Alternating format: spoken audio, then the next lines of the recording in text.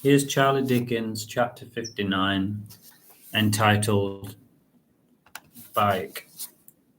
The man on the bike was veering left and right, and Charlie wondered if he had a wasp in his helmet. He hoped not, and every now and then his mum pressed on the brakes, and they lurched forward. Charlie was glad that he was wearing a seatbelt, but he was going to feel sick, and he knew that wasn't a good idea. Mary swore under her breath, and he knew this wasn't a good sign. It was like playing cat and mouse, and each time Mary tried to overtake, the bike lurched dangerously into their path.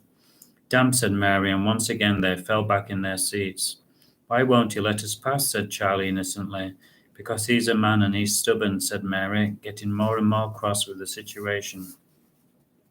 The problem was each time she became annoyed, she unknowingly pressed her foot down hard on the accelerator. It was not a good situation for Charlie to be in. He started to sweat and he could feel his heart racing like an Olympic cyclist as they got close to the leather-clad cyclist.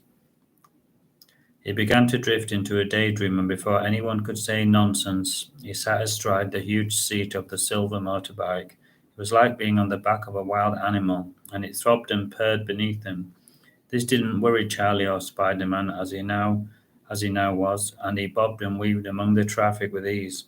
All of the passengers in the cars which he stood by were watching open-mouthed, and the children were gaping in shock and admiration. They had never seen Spider-Man before, and they had never seen him riding a bicycle before.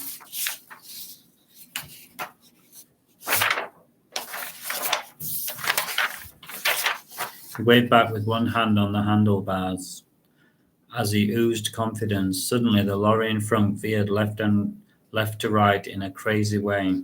That's a burst tire, thought Spider-Man, and it was only a few seconds before the van tipped over, and he couldn't let that happen. There was only one thing for it. He stood upon the seat of the cycle like a trapeze artist, and he shot out a line of webbing, and it circled round the smouldering, damaged tires. The sparks stopped, and the flames were extinguished. It was like it had been bathed in cotton wool. Job done, said Spider-Man, and the impressed and astonished onlookers agreed. Charlie, look, a voice cut through the fog and brought him back to harsh reality. Can you see it? His mum said, smiling.